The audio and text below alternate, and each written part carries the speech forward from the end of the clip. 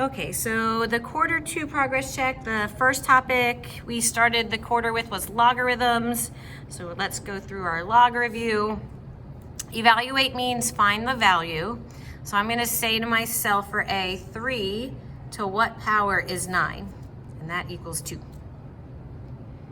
And then for B, 4 to what power is 1/16?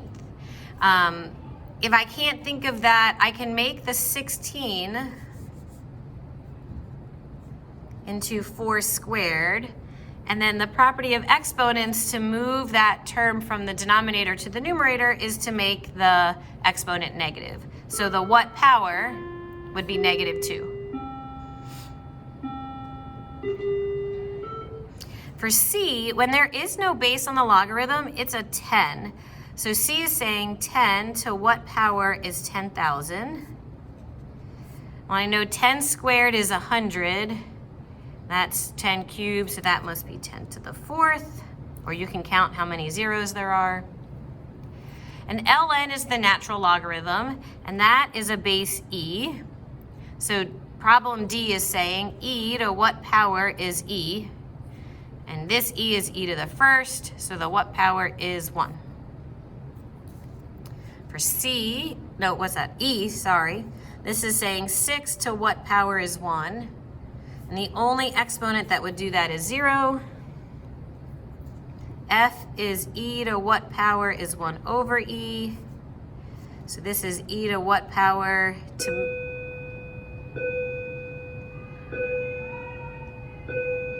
So this e to the 1st, to move that term to the numerator, I can make it e to the -1, so the what power is -1. For G, 4 to what power is 8? And I can't make 4 or 8, either one, the same into the base of the other. So instead, I'm going to make 4 2 squared to the what power, and 8 is 2 cubed. So what this is telling me is 2 times W equals 3. So the what power is 3 divided by 2.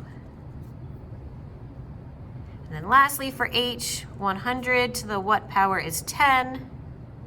So I'm going to make 110 squared. So I can say 2W equals 1. So the what power is 1/2. All right, similar types of problems down here for number 2, but here we get a number bank to choose from. So 2 to what power is 1/2? It would be -1. This problem is saying e to what power is 1?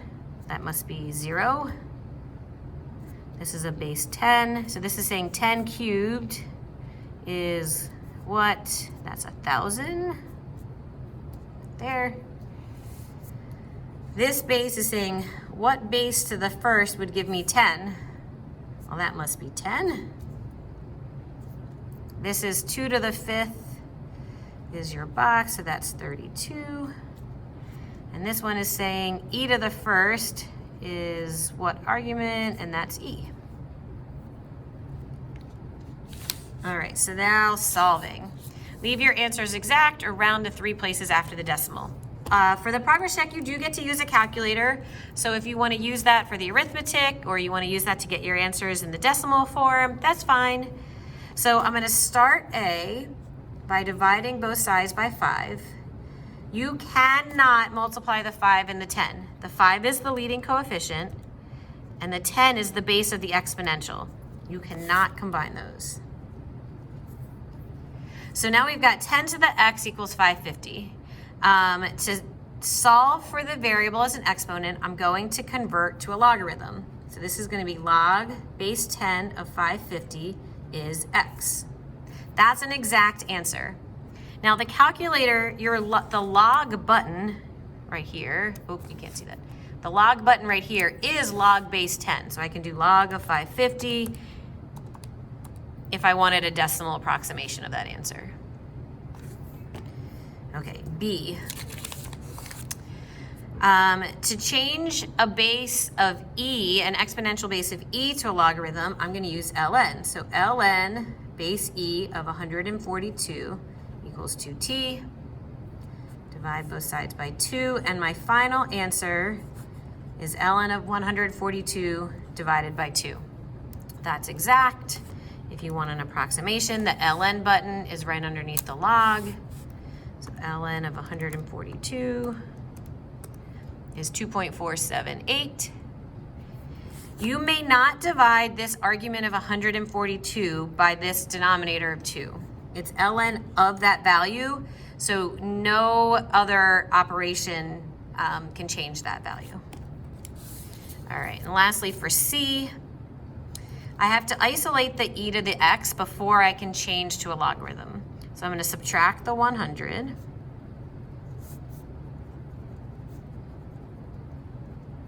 I'm going to divide by 5.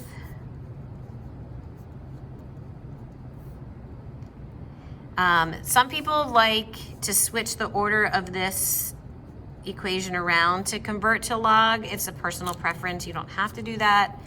So now I've got ln of 20 equals negative 2x. Divide by negative 2. So ln of 20 divided by negative 2 is x.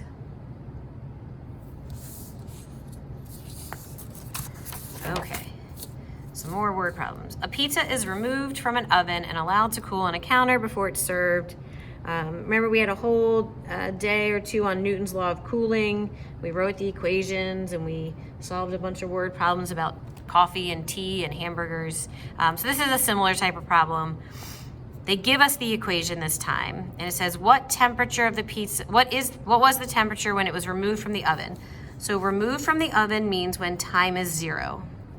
So I'm gonna substitute 0 in for my time, which is the variable little t. Now you can type this directly in your calculator.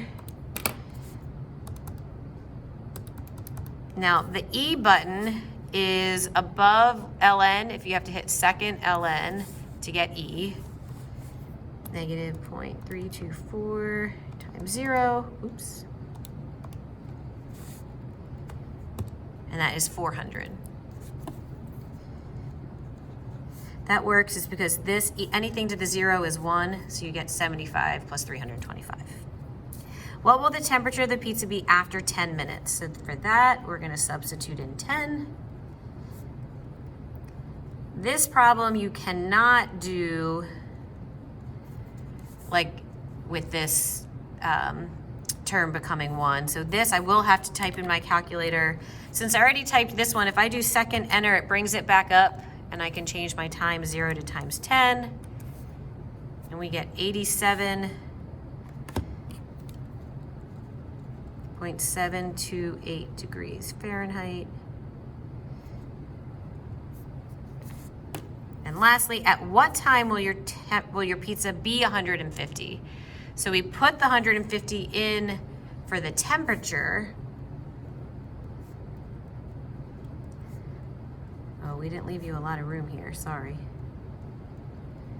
Okay, so here's how we solve this. Just like we did on the front for number 3.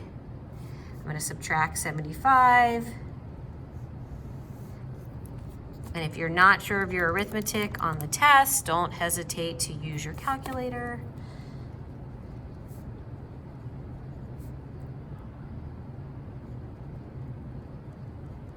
Then I'm gonna divide both sides by the 325.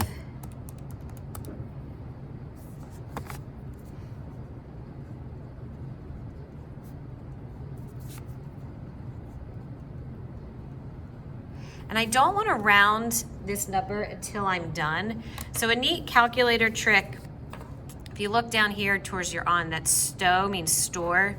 So if I store that value as A, I can now use the A button and it gives me that entire decimal instead of having to type it out the whole time. So I'm going to convert this to a logarithm. So ln of 23076 equals negative 0.324 t. So you could do ln of your answer, which is second negative, or if I did ln of A as I stored it, I should get the same thing. And I'm going to divide by negative 0.324. And the question says round to the nearest whole number, so that rounds to 5 minutes.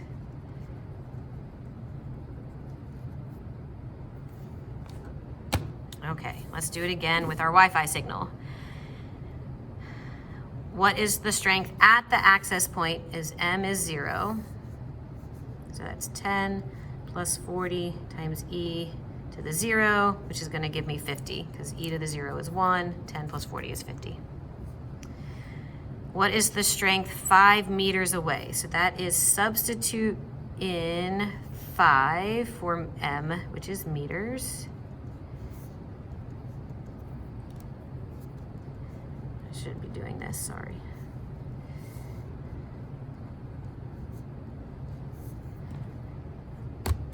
Okay, so that is 10 plus 40 e to the negative 0.2 times 5.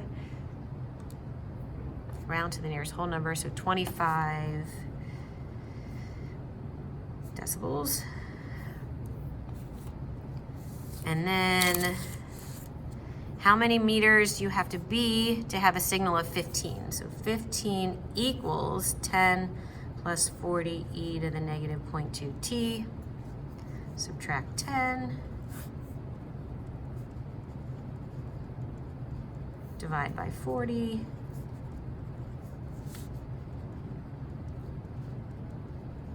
So I just decided to reduce my fraction. If you want to do the decimal, you can do that in your calculator. If you want to change it to a fraction in your calculator, you can. Now I'm going to convert to a logarithm. So ln of 1/8 is negative 0.2 t. Divide by the negative 0.2. And t is, we're going to go ln of that 1/8 divided by negative 0.2. What am I rounding to? Thousandths, 10.397. Oh, it's m, not, oops, hang on. I'm using the wrong variable. It should be an m, not a t. M equals.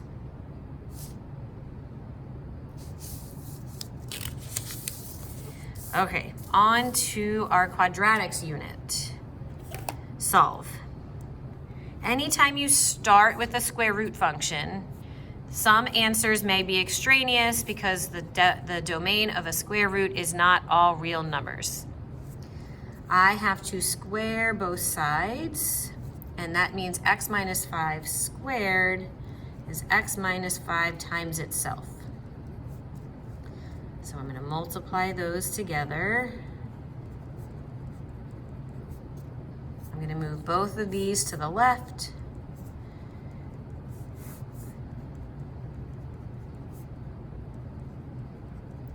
And I'm going to factor. So what multiplies to 24 that adds to negative 11 is negative 3 and negative 8. Set each factor equal to 0 and solve. And I potentially have 3 and 8 as my solutions. I have to check these in the very original problem before I squared both sides. So if I substitute 3 in, so let's squeeze that up here, I get 3 minus 5, and I get the square root of 3 plus 1. So the square root of 4 is 2, but this side is negative 2. Those are not equal, so 3 is an extraneous solution. Now if I plug in 8, this would give me 9, so the square root of 9 is 3. 8 minus 5, that's 3, so 8 is my answer. Okay, B, we're gonna square both sides. N minus 7 times itself.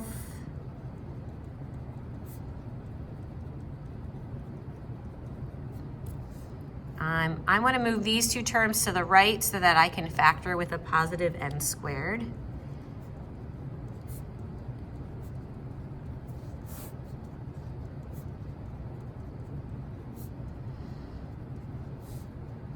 And what multiplies to 70 that adds to negative 17 is going to be negative 7 and negative 10.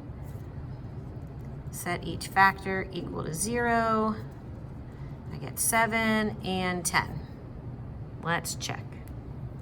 If I substitute in 7, I get 7 minus 7, that's 0. Here I get 21 minus 21. The square root of 0 is 0, so that works. Well, let's try 10.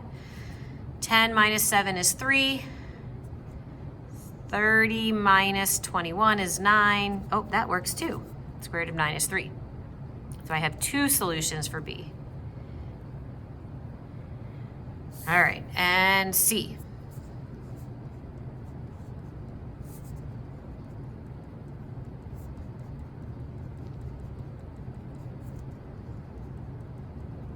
Multiply the right. I'm going to bring these 2 terms over to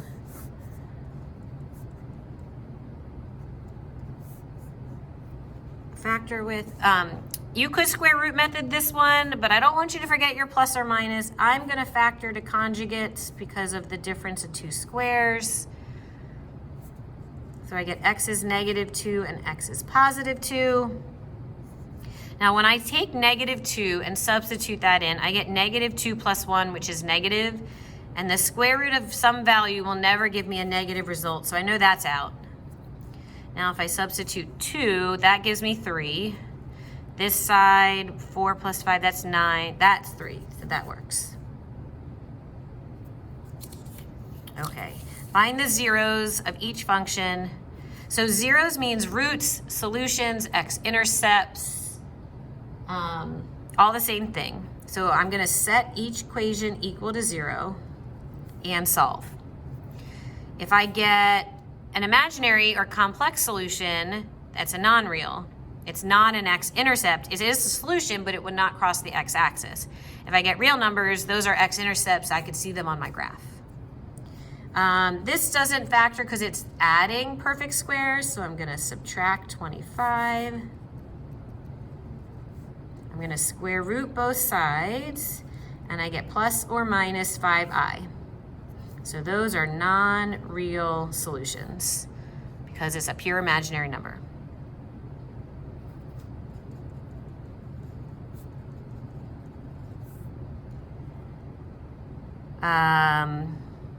I'm going to subtract the 16 to the right and square root method,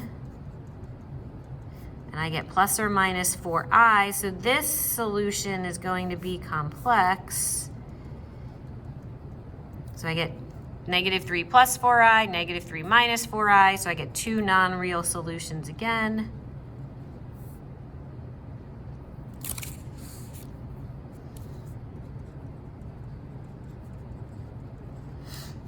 Let's see, what multiplies to 10 that adds to negative 3? I'm going to go with negative 5 and positive 2. So x equals 5 and negative 2, and those are both real solutions. So if we were to graph this, you would see x-intercepts at 5 and negative 2. If you were to graph these, you would see no x-intercepts. The parabola would never cross the x-axis because it has 2 imaginary or complex solutions. All right, this last one. Let's see, 5 times negative 3 is a value of negative 15. Oh, and those are the pair of numbers that would add to 2. So I'm going to factor. I like box method. If you like split the middle, you can split the middle. So I use these 2 numbers to split the middle or put them on the diagonal of my box. The only way to multiply to negative 3 would be negative 3 and 1. And then this negative 3 times 1x, and this x times 5x, and 5x times 1, that works out. So my factors are x plus 1, 5x minus 3. So my real solutions are negative 1 and 3/5. Real. Oh, 2 more.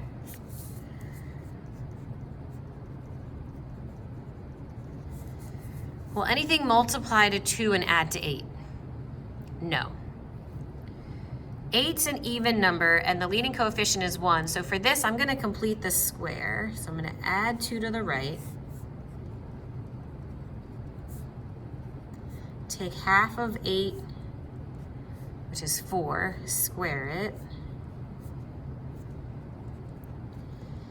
the whole purpose of picking 16 is that the left side will factor to x plus 4 squared. Now I can square root, plus or minus root 18, subtract the 4. And even though I have a square root, these are real numbers. There's no imaginary, there's no I. It's irrational, but they are real solutions. All right, last of this type. Anything multiply to 30 that adds to 10. 1 and 30, 2 and 15, 3 and 10, 5 and 6, no. Even, 1, complete the square.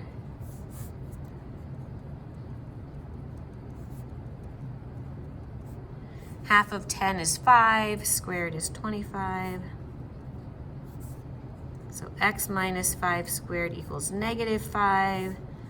Square root both sides. So I get plus or minus I root 5. And my two solutions, I'm going to add the 5 over. These are non-real, they are complex. Okay, so with all of these complex numbers, we studied powers of I. And when we did that, we always looked for I to the 4th, which was +1. So I like to think, okay, 29, what number close to but less than 29 divides by 4? And that's I to the 28th. So I can write, or I can think of I to the 29th as I to the 28th times I. I to the 28th will be 1, so this answer is I. Well, that's crazy. 47 does not divide by 4. And, oh, you get a calculator. So if you really don't want to think about it, no. No. No. Yes. So I can think of this as I to the 44th and I cubed, because 44 plus 3 has to get me the 47. So this is 1 times I cubed. But we don't leave I cubed, because I cubed or I to the 3rd can be simplified. That's I squared times I. And I squared is -1, so negative I is the final answer for this box. I to the 12th. 12 is a multiple of 4. So this equals 1. 82. That does not divide by 4, but 80 does. So that's I to the 80 and I squared. So that's 1 times I squared, and I squared is -1. 16, that's a multiple of 4, equals 1. 33, well, 32 and 1 get me 33. 32 divides by 4, so this answer is I.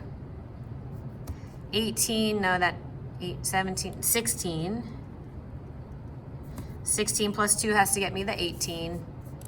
So that's 1 times I squared, which is 1 times -1, so our answer is -1.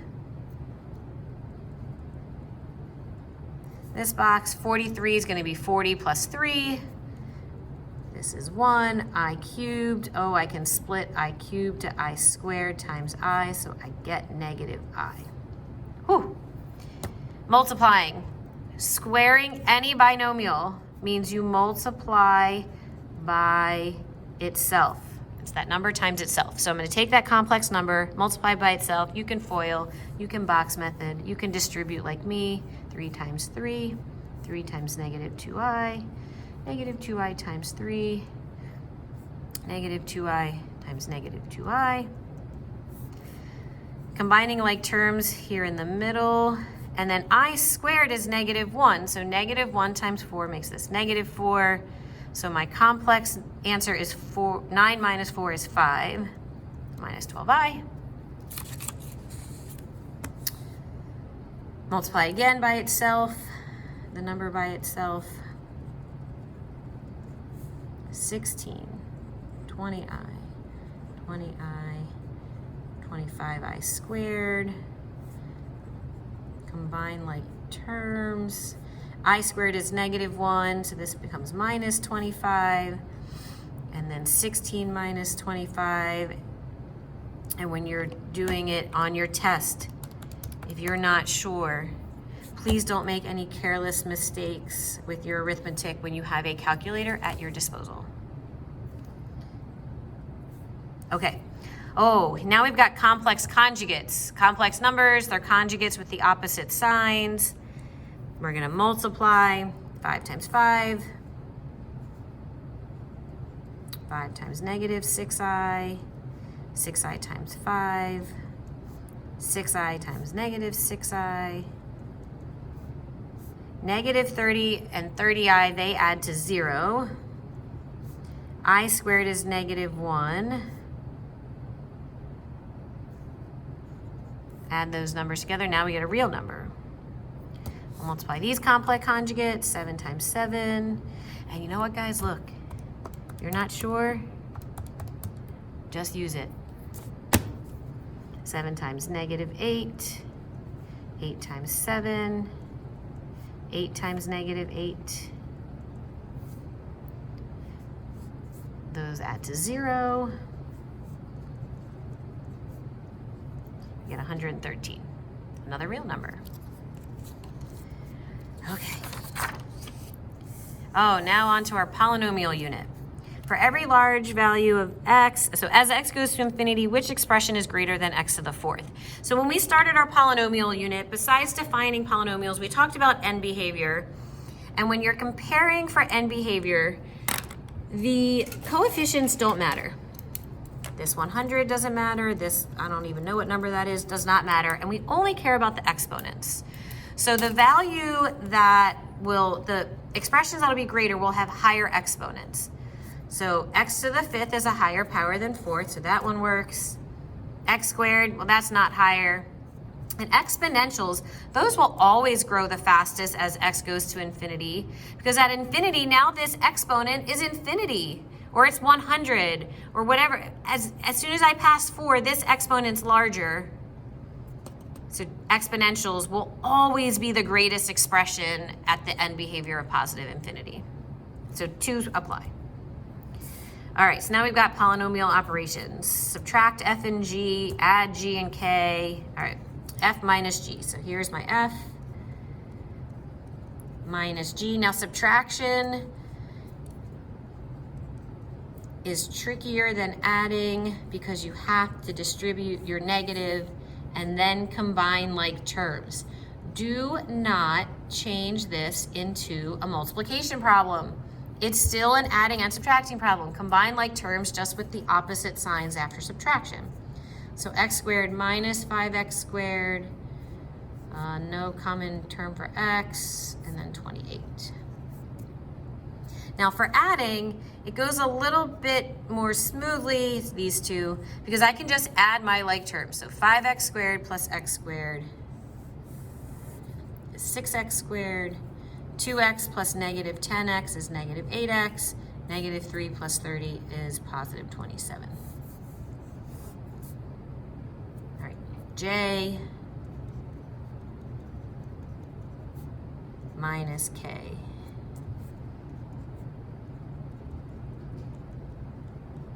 Distribute the negative. Minus x squared plus, 10x minus 30. So the x squareds add to 0. Then I get 18x minus 32. Okay, multiplication. F times h. F times h. You can distribute, you can box method. I didn't really give myself enough room. So here's some scrap paper. I will box method and then write my final answer. X squared 25. X squared negative 3x negative 10. Those multiply x to the fourth. 25x squared negative 3x squared negative 75x negative 10x squared negative 250. When you combine your like terms, be careful. Make sure to find all the common terms to add together. So this gets me x to the fourth 25 minus 13 is 12. So plus 12x squared minus 75x minus 250. Repeat for G times K.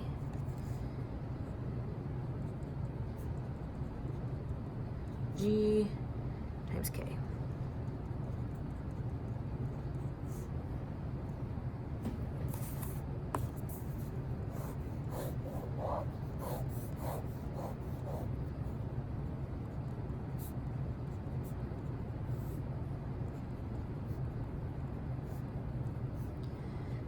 X to the fourth, 2x cubed, negative 3x squared,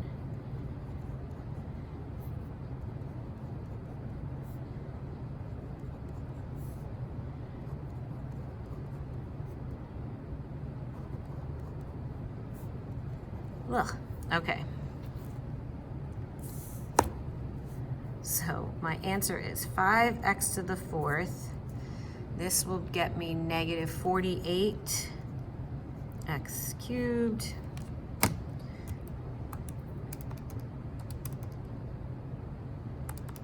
my 127 x squared, 90x minus 90.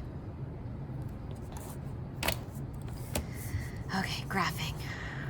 Identify the degree, zeros, and behavior, and we're only going to graph f of x, not g. All right, the degree, if I add up my multiplicities, that will give me a degree of 5. The zeros are negative 1 and 2. That's what makes each factor 0. The end behavior, I have an odd degree. I have a positive leading coefficient.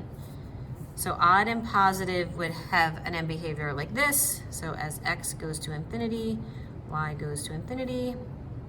As x goes to negative infinity, y goes to negative infinity. So to the right, up, to the left, down.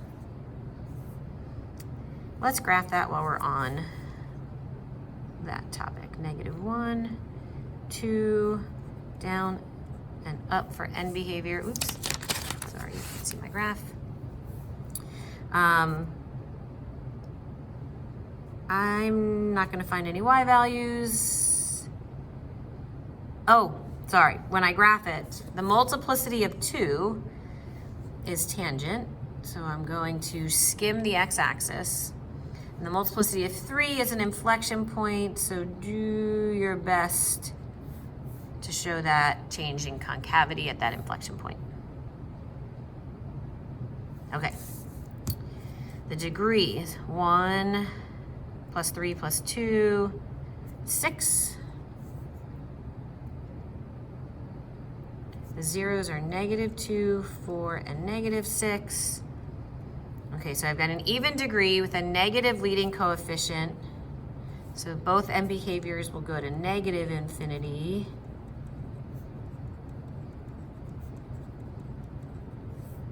There we go. Sketch the graph given all this information. Okay, as x goes to negative infinity, y goes to, oh no. Try that again. As x goes to negative infinity, y goes to infinity. As x goes to infinity, y goes to negative infinity. I have x-intercepts at negative 3, 0, and 2. I have a minimum at negative 2, negative 6. 1, 2, 3, 4, 5, 6. A maximum at 1, 4. And my increasing and decreasing better match this, but this interval is saying every x from negative infinity to negative 2, we're decreasing. Okay, that makes sense. Then I'm increasing from negative 2 to 1. That's going to be in here. And we're decreasing again from 1 to infinity, like that. And that matches our end behaviors that I sketched out to start. And there's my graph. All right, let's do one more of those. Pen's running out. It's a long review. Here we go.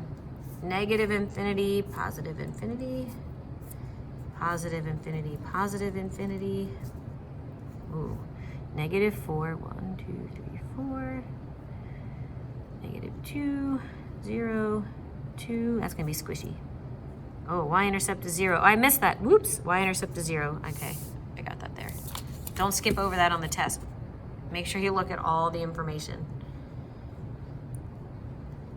You also won't have 50 million problems on the test. Okay, a minimum, that's not gonna fit, that's okay. Negative 1, 2, 3, negative 15's down here. 1, positive 15's up here. No, Miss Weiss. Still down here. Oh, this is my favorite kind of graph. Negative 1, 9, 1, 2, 3, 4, 5, 6, 7, 8, right there. So we're decreasing till negative 3. So here we go down and up, and down and up. And then we're increasing. So there's my increasing, decreasing, and increasing. There's the W. That's why it's my favorite. Ooh, getting there. All right, 14. Given the function, here we go, that big polynomial, and the graph of it here, find the 4 zeros. Okay, you get a pick. What should we divide out first? I vote for dividing out 2.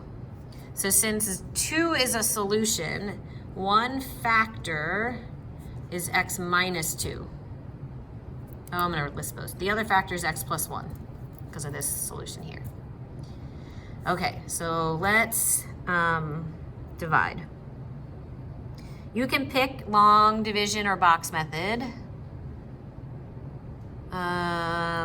What do I feel like doing? I feel like doing box method. All right, so we've got x minus 2, x to the 4th, negative x to the 3rd, x squared, negative 3x, negative 6. I better get a remainder of 0. I know that x minus 2 is a factor. There better be a remainder of 0. If there's not, you did something wrong. So x to the 4th goes back here. X to the 4th divided by x is x to the 3rd. X to the 3rd times negative 2. Subtract gives me positive x to the 3rd. X to the 3rd divided by x is x squared. Multiply. Subtract is 3x squared. Divide. Multiply. Subtract. Divide. Multiply. Oh, good. Negative 6 minus negative 6 is 0. So I am left with x cubed plus x squared plus 3x plus 3. Hey, that factors by grouping. I don't want to divide again. I'm going to factor by grouping. If I factor out an x squared from the first two terms, I'm left with x plus 1. I factor out a 3, I'm left with x plus 1. I'm going to regroup that to x squared plus 3, x plus 1. Oh, look, there's my other factor. I got it. What am I even supposed to be doing? Find the 4 zeros. Okay. Zeros. Negative 1 and 2 were the given. You list them. I mean, you should list them. I found them, 1, 2. But now I have to solve the x squared plus 3 to find my other 2 zeros. They're going to be imaginary. Square root both sides. X is plus or minus I root 3. So my other 2, I'm going to get positive I root 3 and negative I root 3. Yes, you can write plus or minus over here. That's fine. All right, repeat. Negative 1 and 3 are the 2 zeros to start for this polynomial graph. Since I divided by the positive root last time, I'm going to divide by the negative root. I still really like box method. So this factor is x plus 1. I've got x plus 1. X to the 4th. Negative 2x to the 3rd. 2x squared. Negative 10x. Negative 15. X to the 4th goes back. Divide. multiply, subtract, divide, multiply, subtract, divide, multiply, subtract, divide, multiply. Oh good, negative 15 minus negative 15 is 0.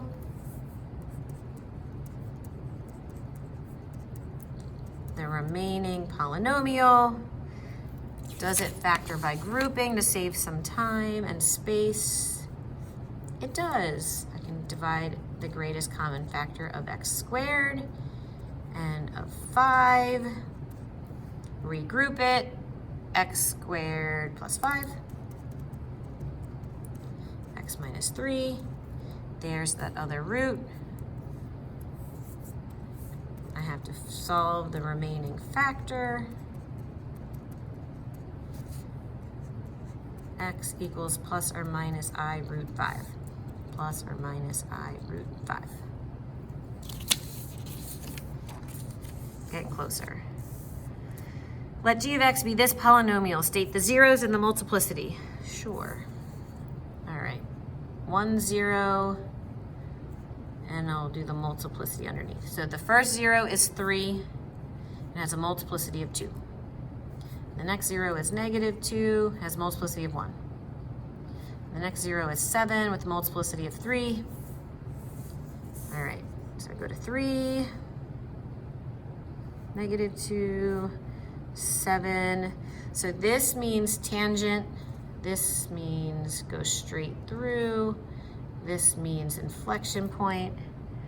What's my end behavior? All right, my degree, 3, 4, 5, 6. Leading coefficient is positive.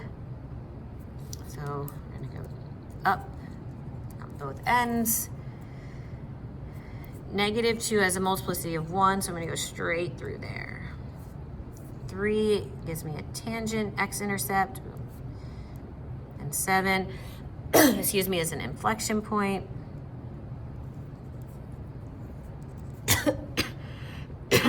And there's my graph. All right, zeros, multiplicity.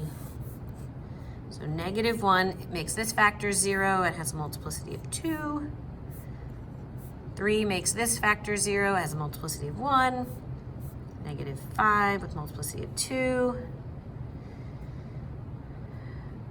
Degree and leading coefficient, 2, 3, 4, 5, 5. So it's odd. Negative leading coefficient. So that's like a downward line, downward slope line. So up, down.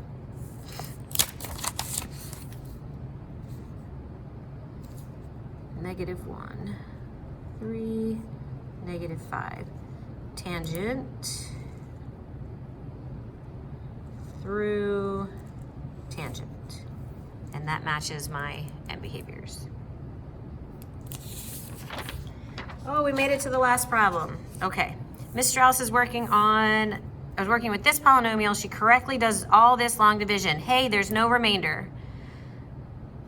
Oh, explain why x plus 1 is a factor. When Ms. Strauss divided the remainder is 0, meaning x plus 1 divides evenly into x cubed plus 3x squared plus 4x plus 2. So since x plus 1 is a factor, x plus 1 times the quotient is our factored form. X plus 1 times this trinomial will get me back to the original. And now solve. Oh good, it's already factored for me. Let's solve it. Set each factor equal to 0. I guess I really didn't need those parentheses. X equals negative 1. Does this factor? No, this doesn't factor anymore. 2 is even, 1 is there. Let's complete the square.